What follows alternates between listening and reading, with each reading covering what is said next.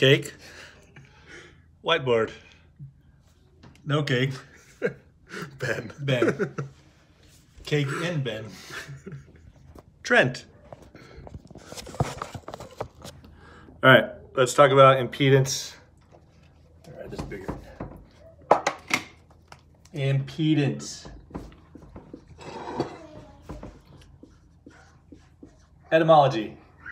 Impedance means to impede. It kind of sounds like resistance because it is, but it's a different way to describe resistance, meaning that you could have objects in your circuit that impede current, but they're not resistors. They're other things. And so we can't call it a resistance because they're not resistors. And so we have to call it kind of generally impedance. And so it's like saying this wall has impedance. When I try to walk through it, it has an impedance of infinity. It'll completely stop me from walking through it, okay? So let's talk about impedance and this certain components that have impedance. So a resistor that looks like this, that's a resistor. It has a resistance of R, right? But if we were talking in terms of impedance, we would also say it has an impedance of R. And sorry about the glare.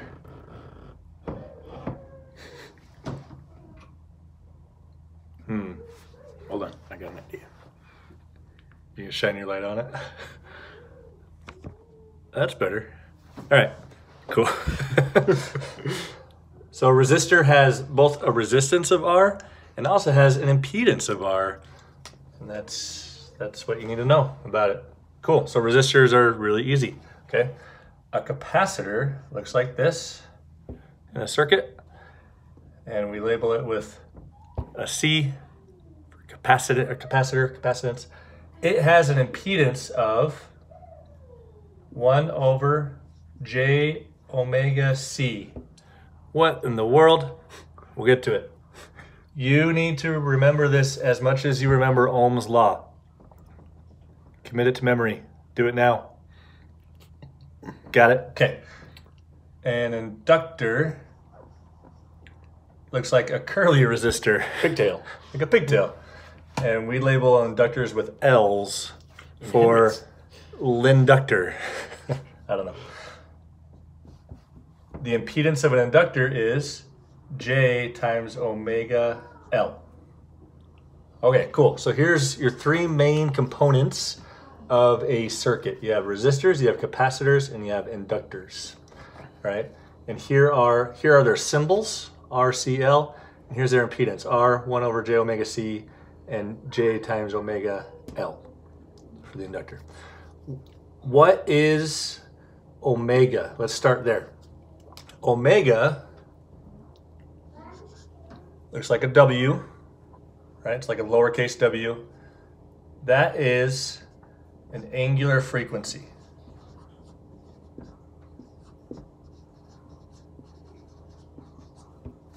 That's what omega is, okay? Mathematically, omega is equal to 2 pi times F, where F is a frequency in hertz, Hz. And hertz is a per second time unit. 1 over S is hertz, okay?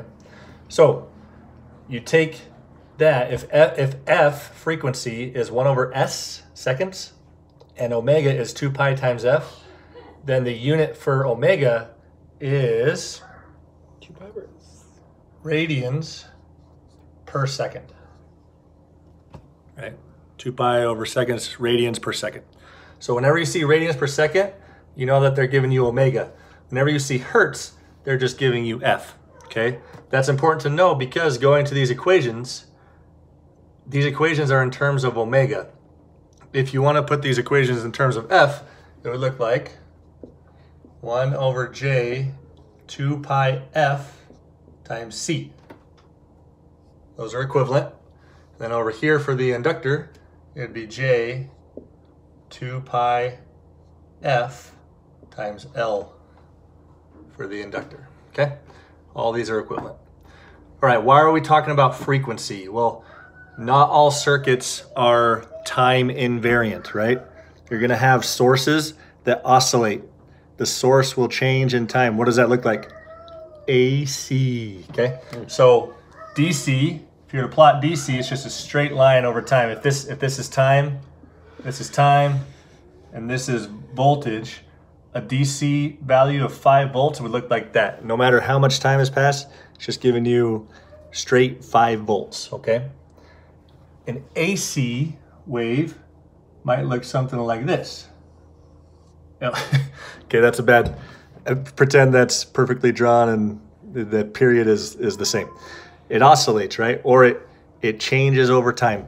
So at any given time step, your voltage source is a different value, okay? So what does that look like mathematically? Well, in DC, we would say this symbol for a source, it's like a circle with plus and minus. That's a 5 volt source, and so that's your straight line, 5 volts, just right there, okay? An AC source, and that's all you need, is just, we know it's 5 volts no matter what the time is. An AC source is usually depicted with a circle and maybe like this little sine wave in it, right? And the value of that might be, to truly depict what's going on over time, we could say, well, that's 5 volts times a cosine of some frequency times time. We'll leave that there for now. All right, so we have some amplitude. This will give you the amplitude of the peak, right? So you see that this wave has some height to it, and that might be 5 volts, right? If the unit is volts. But over time, what is that amplitude doing? Well, it's gonna be multiplied by this cosine term. It's gonna be coming up and down at a certain frequency that we call omega, and we multiply that by time, okay? So in your homework, you see that you have a voltage source that looks something like this. You have an amplitude times cosine times omega t, okay? So going back over here, if you have, over here to this impedance, if you have a source that's injecting a frequency into your circuit, well, that frequency is gonna stay omega through the entire circuit, right? That's what's nice about frequency, is it won't change. And so this omega now that's given will be used in your calculations for impedance of your capacitors and your inductors. Okay, so usually this is given, sometimes it's not given, it's just omega. Well, if it's just omega, then you just keep it as omega. Got it? So your circuit might look something like this. You have this AC source. Maybe you have a resistor, and then maybe you have a capacitor. It goes all the way around, right? And let's say that this is the value of that source, the 5 cosine times omega t. This resistor has a value of R. This capacitor has a value of C. By the way, while we're talking about this, units for resistors, capacitors, and inductors. For resistors, you have a unit of ohms. You're familiar with that, right? For capacitors, you have a unit of farads. It's usually a capital F. Farad, F-A-R-A-D, okay?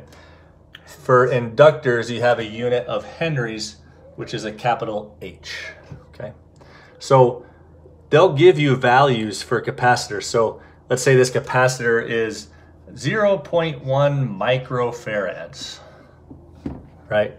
And this resistor is a 1 kilo ohm resistor. So now we have a source, and we have values for our components. All right, to analyze this circuit then, let's say they say find V out of T. And the reason why it's more complete to say of T is because this is a time-dependent circuit, right? With time, this circuit is gonna look different depending on what time you're looking at it, right? So you gotta find an equation for V out that is dependent on T, where T was just T. Well, what's nice is you have a source that's dependent on T, Okay, so you're going to start with your source. You're going to make sure that's dependent on t. And then you're going to look at this equation and say, okay, what in the world do I do? Well, if this was just a resistor, that'd be pretty easy, right? Because you would just use Ohm's law, and you would find, manipulating the circuit with Ohm's law, you would find what V out is. And you can use voltage dividers and whatever tricks you want to pull to do that. But we have this capacitor here, and we don't know its resistance, right? Because it's a capacitor. So we know that by definition, capacitors, their air quote resistance, or their impedance, right, is 1 over j omega c. Well, we know what c is. C is given. Omega, we know what that is as well, because omega is given as the source frequency. Okay, so this omega and this omega, those are the same omegas, right? That trips up a lot of people. They're like, well, where do I find that? It's given in the source. Okay, and then this j term. So let's talk about what j is real quick. Let me make some room. This might smear. Oh, that's good. Got a good burn. So what is j? J is an imaginary number. So hopefully by now you've ran into imaginary numbers in your math classes. There exists a plane, and I might submit another video about this. That's a little more prepared, I guess. But you guys, knowing that j is an imaginary number, and you just know that's what it's called, you can look up, you could Google imaginary numbers, and find good things and stuff. So there's this plane. I'll draw two axes, right? This horizontal axis is your real number axis, RE for real, and this vertical axis is your imaginary number axis. Okay, so anything that lives on this plane, it's either entirely real. So if it's only on this x-axis here, it's an entirely real number. So if I have a point right here, and let's say that point is 1,000, right? Well, it doesn't have a real component, or it doesn't have an imaginary component. It's not up or down. It's just entirely on this real number axis, right? So that's my resistor right there. My resistor is 1,000 ohms.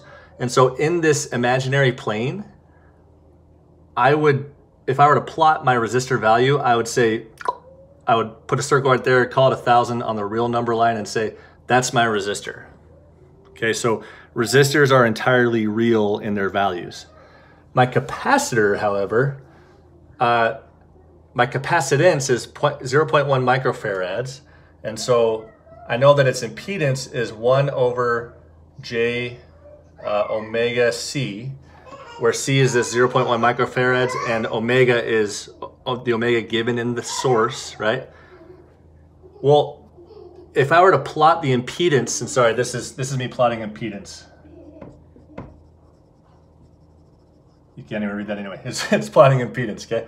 If I were to plot the impedance of a capacitor, where's it going to be on this imaginary plane? Well, it's entirely imaginary, right? This is an imaginary term because J denotes that it's an imaginary number.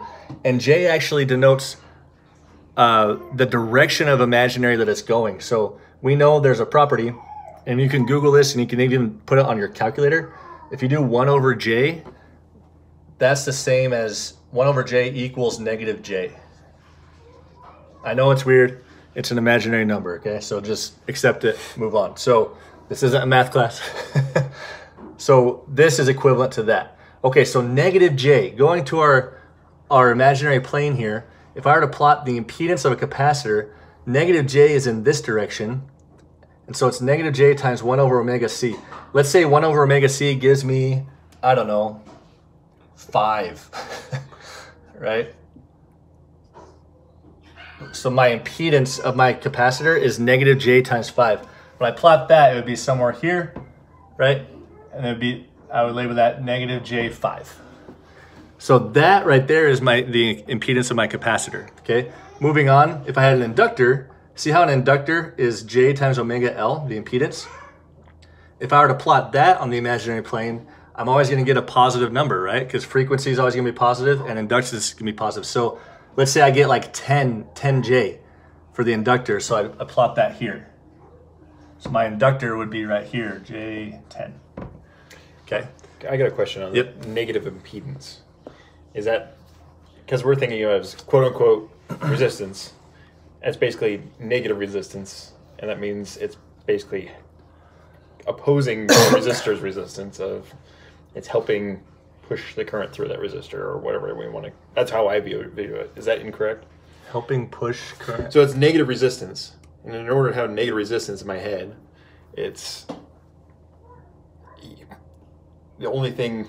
A resistor is blocking current or dropping voltage. A capacitor would be then helping voltage. So this is where it hurts to think about impedance as resistance. Okay. Impedance is not resistance at all. Okay. I was just trying to define the term impedance as get people thinking like, oh, it's Yeah. impedance in a circuit is kind of the same thing like we think about a resistance in a circuit, but it's not the same thing. This designation, the negative J5, that's actually gonna cause a few things in our circuit. One being a phase shift in our circuit. Gotcha. Right. So coming out of it, you don't want to think of impedance directly correlating to resistance. We just related the two because it's the last thing we learned. So that's something to be careful of, I guess. Yeah, and it's even for me, it's still as far as like, so I'm at the point now where I work with it. It's hard to go back and really look at the origin of it and be like, okay, what is it then? What is it? Yeah, it's really a math Workaround conversation. Well, it's a math conversation. So if you go into the math department and start talking imaginary numbers, they'll be all over this. But they don't like it. I'm trying to put real context to it because that's what I like. Yeah. So the real context is by the physics of a capacitor. You can Google this. I would tell you guys to Google it.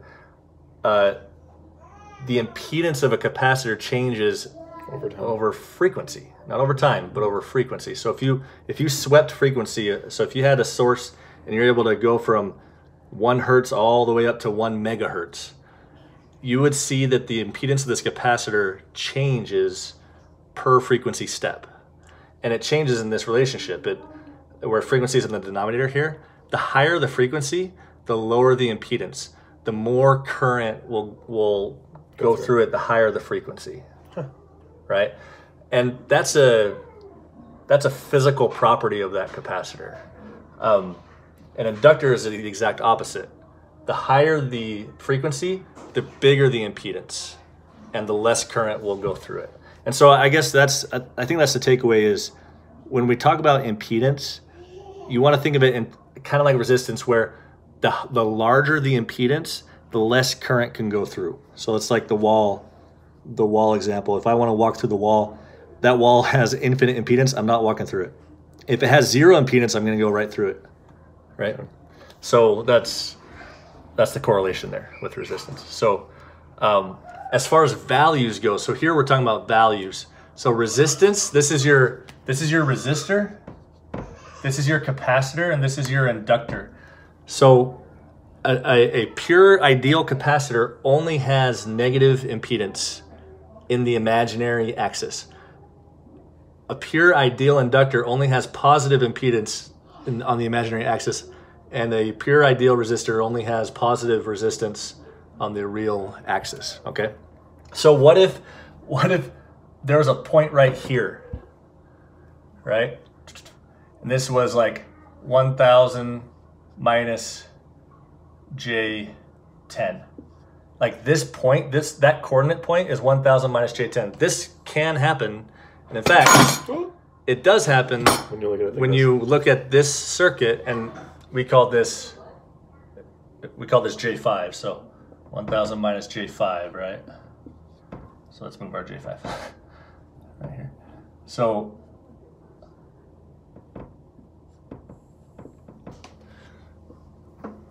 going back to this circuit, if I replace this capacitance with an impedance, usually you draw a block and say, okay, now this is Z of C, Z sub C. It's the impedance of my capacitor. Z is reserved in circuits to denote impedance, and this is R, but just to stay consistent, I'm going to put a block here. I'm going to call it Z sub R, but we know the value is still just R. So Z sub C is, let's say we did our 1 over j omega C, and we find that the value is negative J5, right? That's what Z sub C is. Z sub R is 1K. It's just R, okay? So now once we do that, so what I'm showing you is a method, a step-by-step method. You have a time-dependent source, right? It's cosine times omega t. You have a capacitance or inductor in the circuit. Your first step is to replace all of your components with their impedance equivalents, okay? So even your R's, just call it impedance just so you don't get confused. And the value of that R is the resistance that's given, so 1K. And then your capacitor is now an impedance, right? And the value of that impedance is negative J5, okay? So now once we do that, then we can solve for V naught of T almost. Hang on. As far as series impedance, is it based on the idea of resistor calculation? Yes. So that's the next point is once these are in impedances, then you can treat them like they're resistors. But they're resistors that maintain these values. So now, once you do this, now you can basically say, okay, this is a resistor with the value of negative J5. That's the point. And this is a resistor with the value of 1K. We're not done yet. We need to convert, because we can't be doing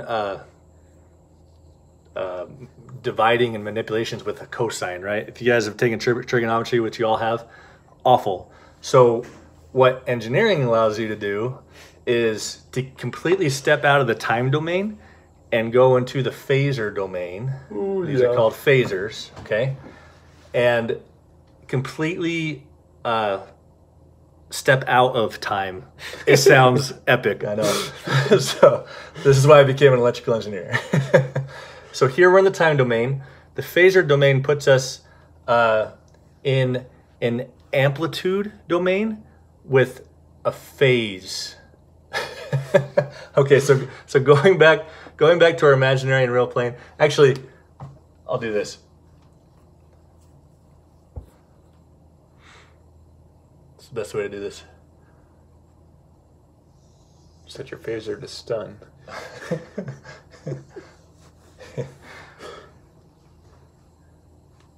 Okay, let's do this. This is a unit circle, okay? Meaning that the radius is 1 everywhere on the circle, okay? The reason why I drew the unit circle is because we're dealing with a cosine. And so we know that cosine and sine are very dependent on each other going around the unit circle. Here's 0 degrees. Here's pi degrees, okay? Here's pi halves. Yeah, radians. Radians is more degrees. Pi degrees. All right, 180 degrees. Shut up. So when you count around the unit circle, you count in the positive. When you go counterclockwise, you're counting in the positive direction. Okay, clockwise, you're counting in the negative direction. All right. So why did I draw this? Because when we convert a cosine term into the phasor domain, then we're going to use the unit circle to do it, all right? So when you look at this, this has a couple of components to it. It has time, but we're not going to worry about that because we're going to step out of time, okay? It has this guy. That is an amplitude. Remember we talked about that before?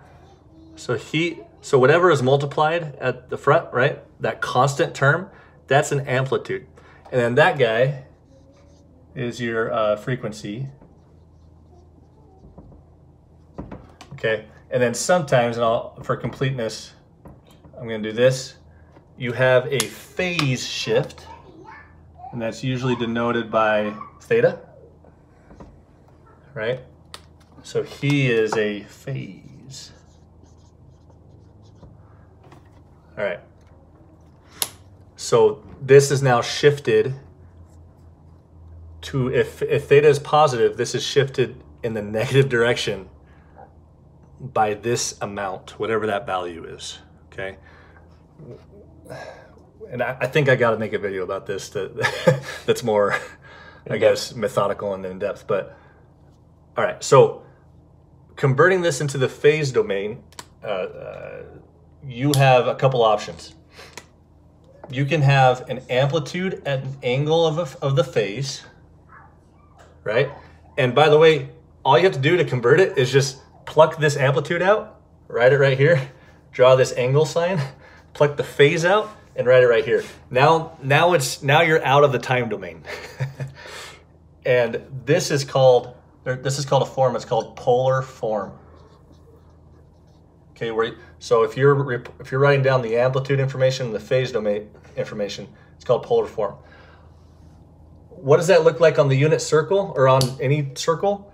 Well, it would look something like this. You have some point, and if you draw a straight line to the origin, the length from the origin to that point is the amplitude, okay? And because we're dealing in circles, that has some angle, and that angle would be theta. Okay, so the reason why you want to draw it is because this information is already given to you, right? I didn't do any math. I looked at this and said, okay, here's the amplitude, here's the angle. I'm gonna draw that on a circle plane, okay? Once I've drawn that, then I can do something else. I can, okay, sorry guys, I'm a little not organized here. Say we're on the imaginary plane again, okay? Remember this imaginary plane? So this is the real axis. This is the imaginary axis, okay? So anything in the x direction is real. Anything in the y direction is imaginary. In other words, anything in the y direction needs a j attached to it. Either a negative j if it's down here or a positive j if it's up here, okay? So this polar form, if you wanted to convert it to something called rectangular form looks like this. You have, what's the best way to write this? You have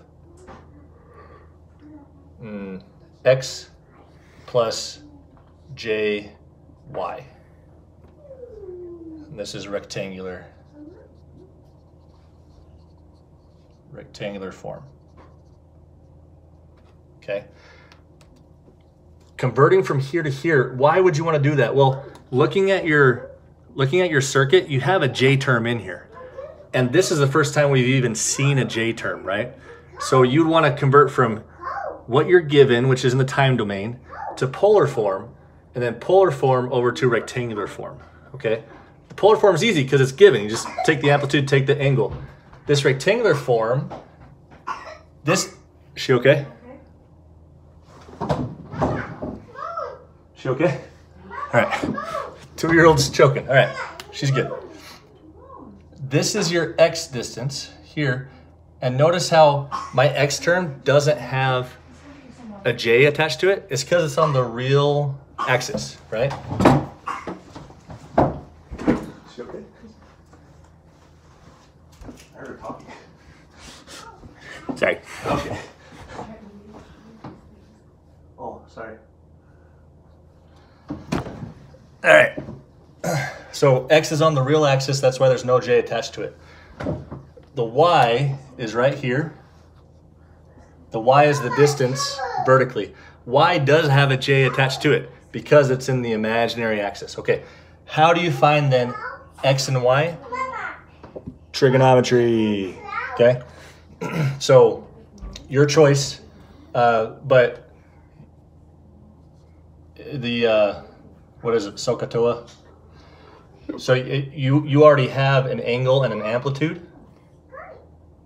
And so if you wanted to find y, let's say, that would be sine inverse. Is it sine inverse? Yeah, opposite. Well, the sine of the angle, theta, equals, because we have theta, so we want to do inverse.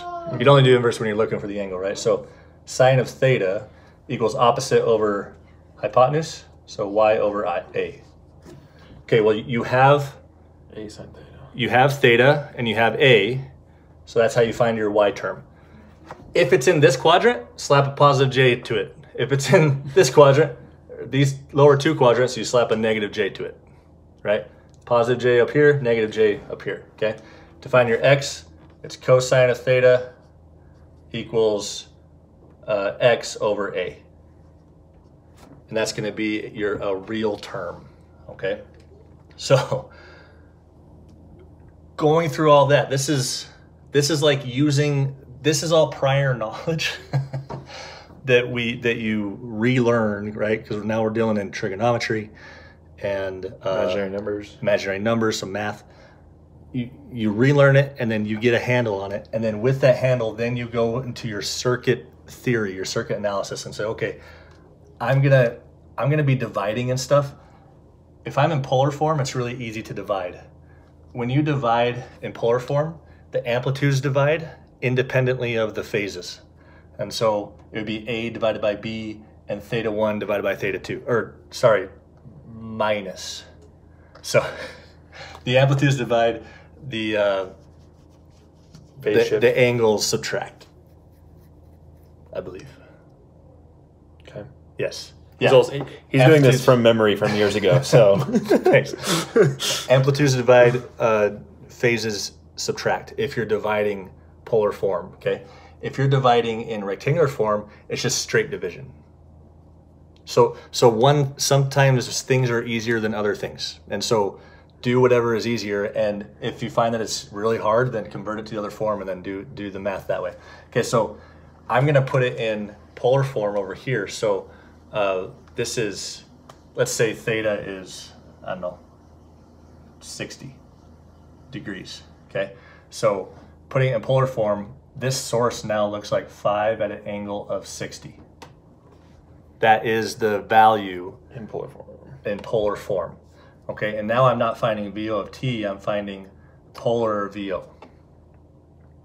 Okay, so knowing that, then this is a voltage divider, so I'll just do shorthand real quick. So VO equals the source, which is 5 at an angle of 60, times drop. This is ground, right? Yeah. So times this impedance, which is negative J5, over the sum of those two impedances, so 1K minus J5. Okay, so now I have a bit of a problem because here I'm in polar form and these are in rectangular form, right? And this is a rectangular number. It's a real term minus an imaginary term. This is also a rectangular number. It's a real term of 0 minus an imaginary term. So what I should do if I want to be complete, one of two things. I either convert the rectangular form into polar and do the math, or I convert this polar into rectangular and do the math. And that typically I personally would go polar into rectangular. Okay, so if you do polar into rectangular. Okay, I would convert that into a rectangular number. Okay. All right, well, let's do that real quick. That's for my first guess. All right, real quick, I'm gonna verbalize this. So I'm on my TI-89, and I know you guys can't see the screen, but I'm shining it towards the light. So I'm gonna go to mode. Mm-hmm. I'm gonna go to complex format, and I'm gonna put it in, there's three options. There's real, rectangular, or polar. Hey, look at that. So I'm gonna put it into rectangular. So my complex format is rectangular. I'm gonna hit enter to save. And then I'm gonna do open parentheses, 5 at an angle of, so the angle is second and EE on the TI-89. See the blue angle symbol? Mm-hmm. So second EE gives you the blue angle signal, and then 60. I gotta make sure that I'm in degrees. So your mode. So go to mode and make sure that you're in degrees. I am. I am not. All right. And you're missing syntax. You got to put it in parentheses. Oh, parentheses. Yeah, so whenever, if you're using the TI-89, you put in open parentheses, amplitude, angle sign, angle, and then close parentheses. And then you're going to get some fractions probably, so I would do diamond enter to get decimal values. And what does that give you? 2.5 plus 4.33J. Yep. I think it's a J. Yep. By the way, the J in the TI-89 is an I. So in the math world, J is I. The reason why we don't use I in circuits for imaginary numbers is because I is already reserved for current. Okay. So V out equals, so we get, when we convert this to rectangular, we get 2.5 plus 4.33J. Times this. Yep. So times negative J5 over 1K minus J5. Okay, once it's in that form, throw it in your calculator. It's a multiplier. Oh, yeah, you did. Yeah. Okay. Okay. And you'll get your answer in rectangular form. Make sure you keep your parentheses. You can still do it in angular? What? So you... No, type this in directly, as is. Okay. You know what I'm saying? Yeah. The way you give a J in your calculator is second catalog. See, there's a little blue I over the catalog. That's your J. That's your imaginary number. Okay.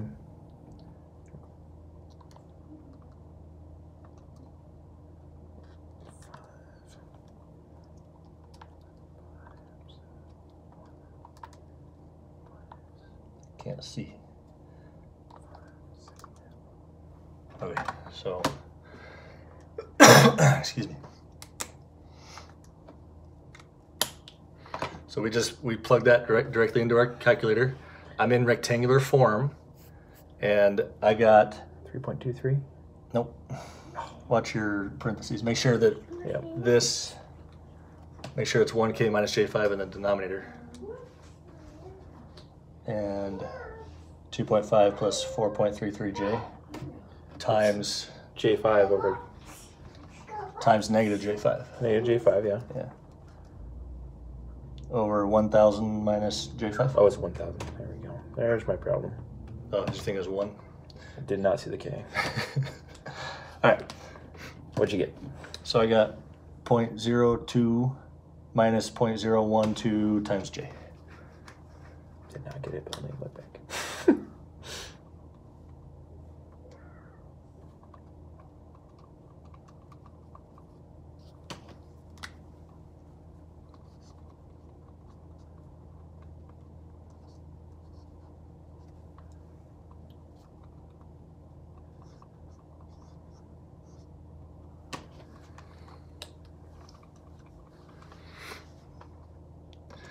This is messy. Sorry, guys. That's why the channel is called Ugly Circuits. Yeah, I got the answer now. Got it? Okay. So this is in rectangular form. Now, ultimately we want V out of T. So this isn't good enough, right? This is V out, but we want to put it back in the time domain with some phase shift information. So where are we going to get that phase shift? We're going to get it in polar form. Okay. So this has coordinate information. So this has, let's actually map where that is. See? You see what I'm doing? Mm-hmm. It's got a real component, okay. Positive. Yeah, real component in the positive direction. So 0.02, so that's right here, okay? Minus 0.012 in the J direction, in the negative imaginary direction. So that's gonna be right here. So it's gonna be somewhere right here if this is kind of expanded. And so it looks like that, right? But exaggerated. Sorry. We don't know what angle, but yeah. We don't know, well, we know that this one's bigger than that one, so therefore.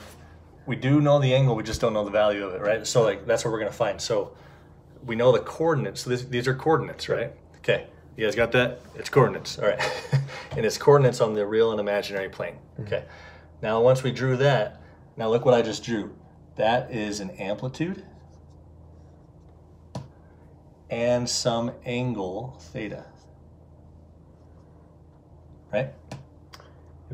Okay, so I can either use trigonometry to find it, which is fine. Or I can use my calculator. Calculator. So the way we use a calculator is go back to, you're going to change what mode you're in. So go to mode. You're going to go to complex format.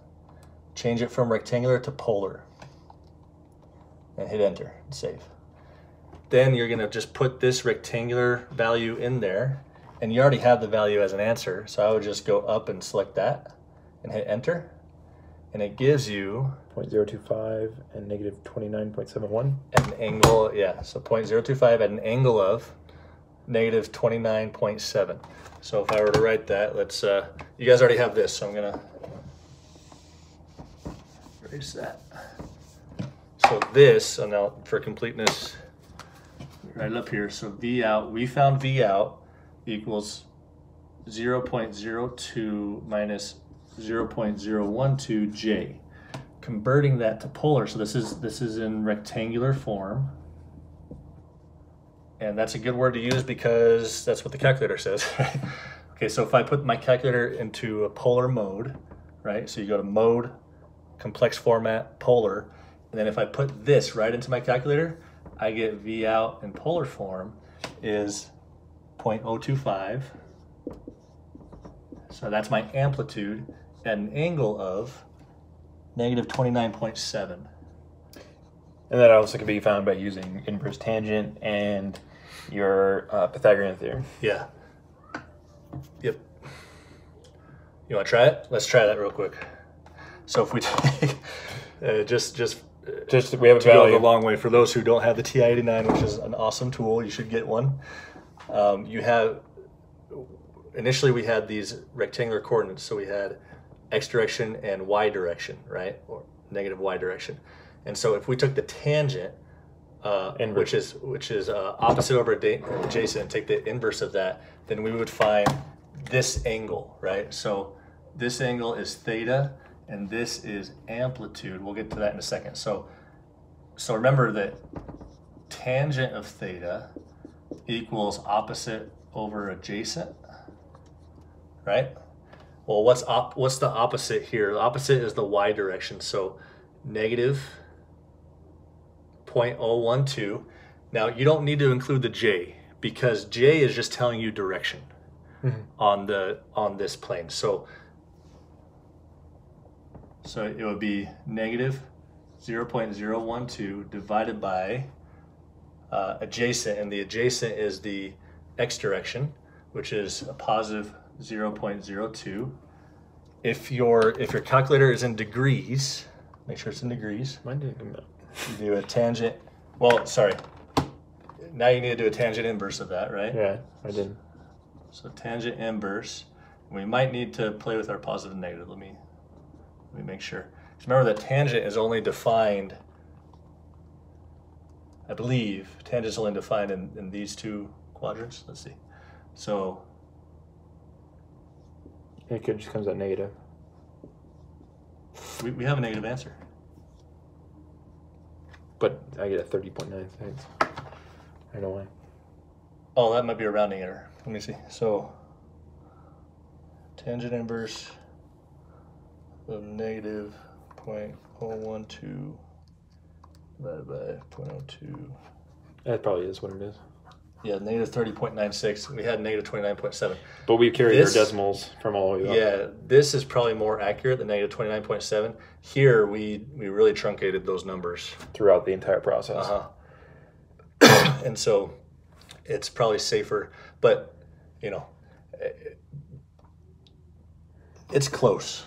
It's close. So I would say that is, so we're around negative 30 degrees. Okay. So that plus 0.02 squared.